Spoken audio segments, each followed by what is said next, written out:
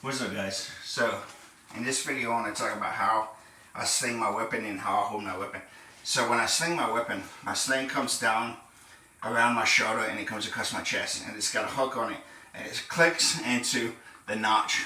Most weapons have a notch right at the buttstock, right?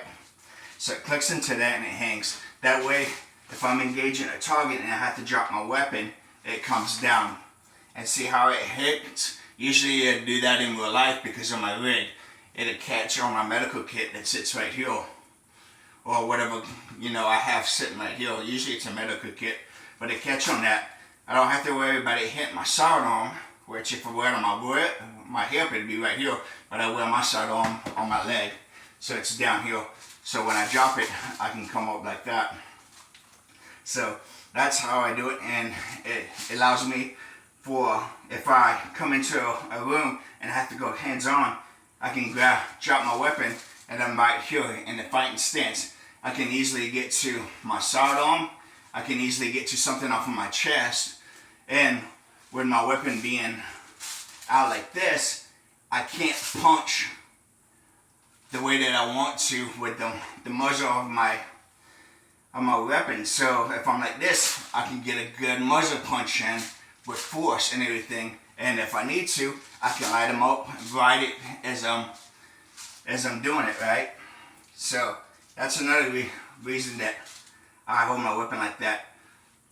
And if I drop my weapon and I go into the fighting stance, having my arm like this holding the weapon, whatever's in front of me has to come towards me when I pull my arm back to grab something, so it closes that distance. Here, if I'm like this, it's a quick draw, and then I'm out. I'm pushing it away. I'm pushing that threat away. I'm engaging that threat. So it keeps the distance. Also, this right here, triangles are the strongest points. So I got two triangles on this weapon, holding this weapon up. It's steady. I can take distance shots because I'm steady. I can take close-in shots because I'm steady. Compared to like this, after a while, this is going to break me down and wear me out. It's going to get... the weapon's going to get heavy.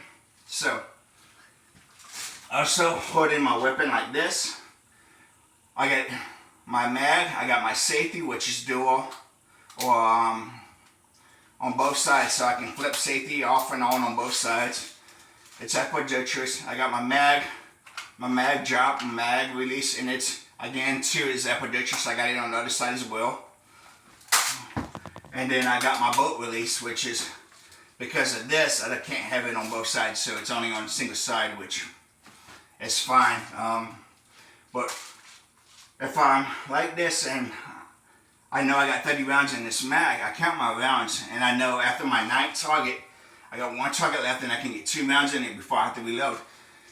So I shoot that 28th and that 29th, and that 31 goes into the chamber. When that 31 goes into the chamber, I'm reloading my mag. And it gives me one in the chamber. That way, if I'm like this and I'm halfway in, I can still fire and engage a target without having a full mag in, without having, caught in the awkward stage of not having anything to engage with. I keep one in the chamber for that reason. So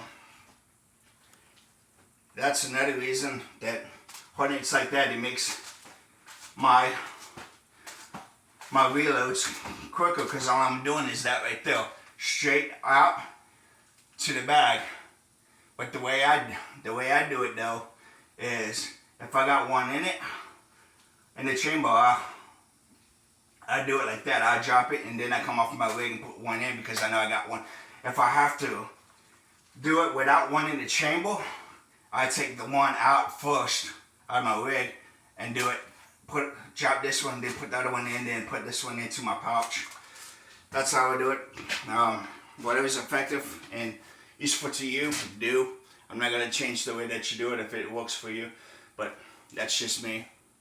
But yeah, try to get into the habit of doing that though, because that is more effective for different reasons, especially in QBC.